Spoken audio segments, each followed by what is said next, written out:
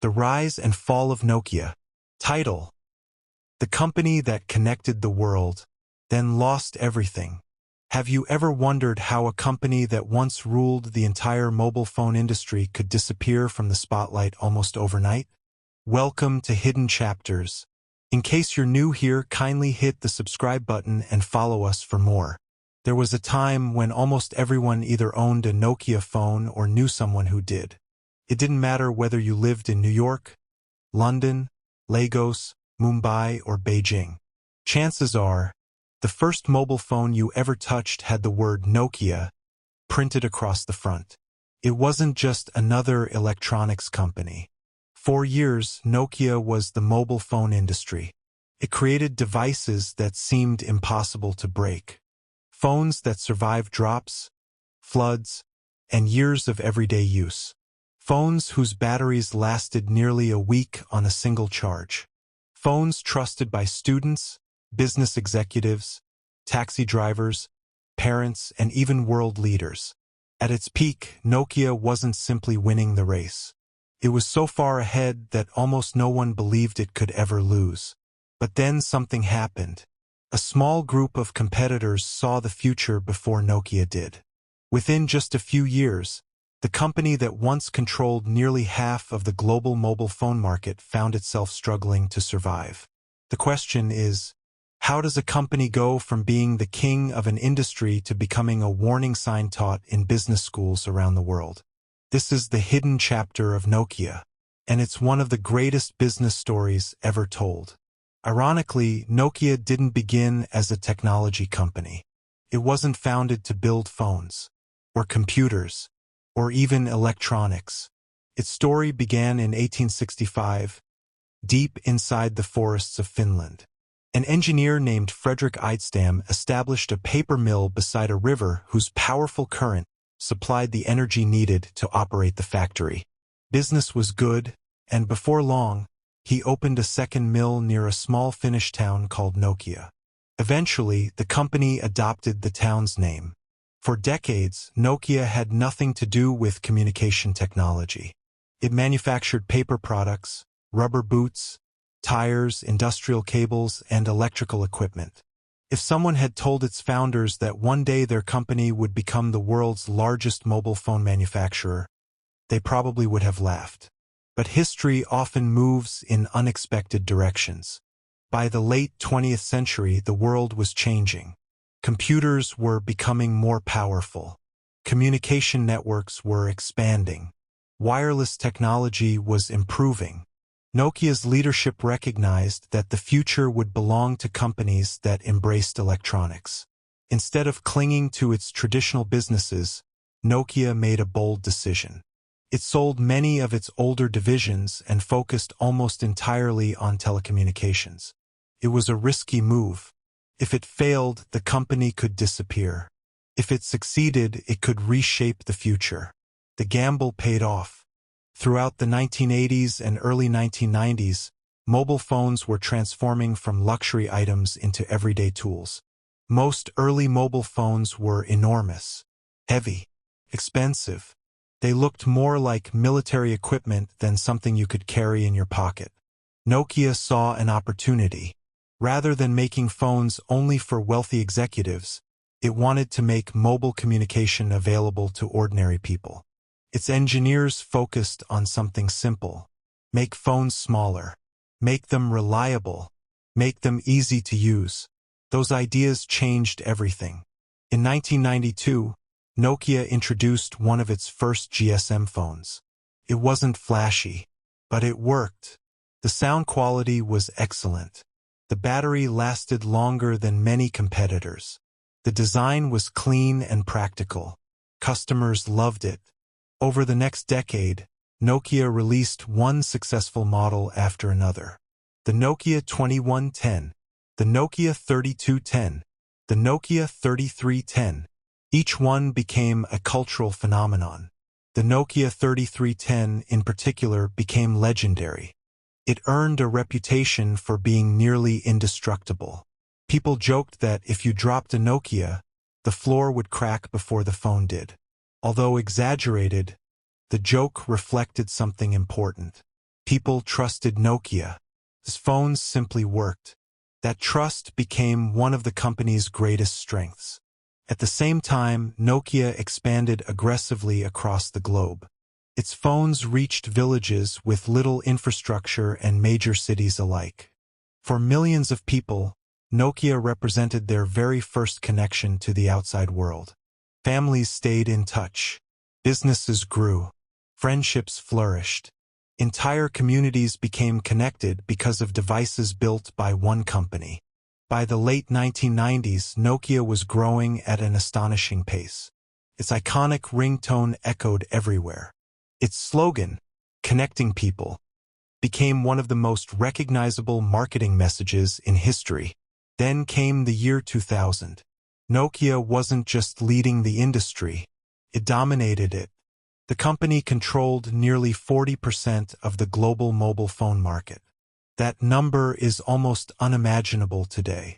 Imagine one company selling nearly 1 out of every 2 phones on Earth. Its profits soared. The stock price climbed.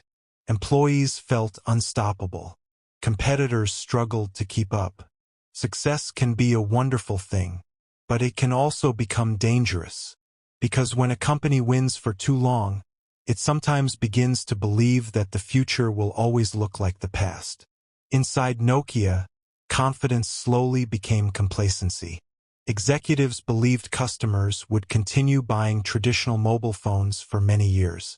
After all, sales remained strong. Why change something that was already working?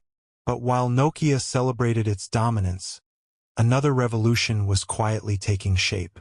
Across Silicon Valley, engineers were imagining a device that wasn't just a phone. It would be a camera, a music player, a web browser, personal computer, all inside one piece of glass. Many industry experts thought the idea sounded unrealistic. Even Nokia had experimented with early smartphone concepts. The company possessed brilliant engineers and cutting-edge research laboratories. The problem wasn't a lack of ideas. The problem was turning those ideas into products quickly enough. Then, in January 2007, everything changed. Steve Jobs walked onto a stage in San Francisco. He reached into his pocket and introduced the first iPhone. Many observers dismissed it. Some Nokia executives reportedly believed it was too expensive and lacked features customers wanted. Physical keyboards were still popular. Touchscreens seemed risky. The iPhone looked like a niche product. But consumers saw something different. They saw the future. Within a short time, Google's Android operating system also entered the market. Suddenly, mobile phones weren't simply communication devices anymore. They had become software platforms. Applications became more important than hardware. Touchscreens replaced keypads. Developers created entire ecosystems around apps. Consumers expected constant innovation. This was exactly the kind of shift Nokia struggled to manage. Its software platform, Symbian, had powered millions of devices. Years earlier, it had been revolutionary. Now it felt outdated. Developers found it difficult to build applications. Users found it increasingly frustrating compared to newer operating systems. Inside the company, decision-making slowed. Different teams competed over priorities. Projects were delayed. Engineers sometimes disagreed about the company's direction. While Nokia debated its future, Apple and Android kept moving forward. Every year brought faster processors, better cameras, more apps, better user experiences. Consumers noticed. Little by little, Nokia's dominance began to fade. Customers who once upgraded from one Nokia phone to another started switching brands. Young buyers wanted touchscreen devices. Businesses wanted stronger software ecosystems. Developers wanted platforms with more opportunity. Nokia suddenly found itself chasing competitors it had once comfortably outrun. In 2011, the company made one of the most dramatic decisions in its history. Instead of continuing to develop its own primary smartphone platform, Nokia partnered with Microsoft. The smartphones would use Windows Phone. The partnership attracted enormous attention. Many hoped it would revive Nokia's fortunes. Unfortunately, the smartphone market had already become a battle between iOS and Android. Developers focused on those ecosystems. Consumers followed. Despite producing beautifully designed Lumia phones with impressive cameras, Nokia struggled to regain lost ground. Sales continued to decline. Market share kept shrinking. The company that had once defined mobile communication now faced an uncertain future. In 2013, Nokia agreed to sell its mobile phone business to Microsoft. For millions of people, it felt like the end of an era. The name that had once dominated the world's pockets was no longer leading the industry it helped create. Yet the story doesn't end there. Nokia itself survived. Today, the company remains active in telecommunications infrastructure, network equipment, and 5G technology. It continues building the invisible systems that connect billions of people around the world. Although its phones no longer dominate store shelves, Nokia never truly disappeared. It simply transformed again. Perhaps that's the most remarkable lesson of all. The rise and fall of Nokia isn't really about mobile phones. It's about change. Success can create confidence. But too much confidence can make even the strongest companies slow to recognize the future. Innovation isn't something you achieve once. It's something you must continue pursuing every single day. History remembers Nokia as the company that connected the world.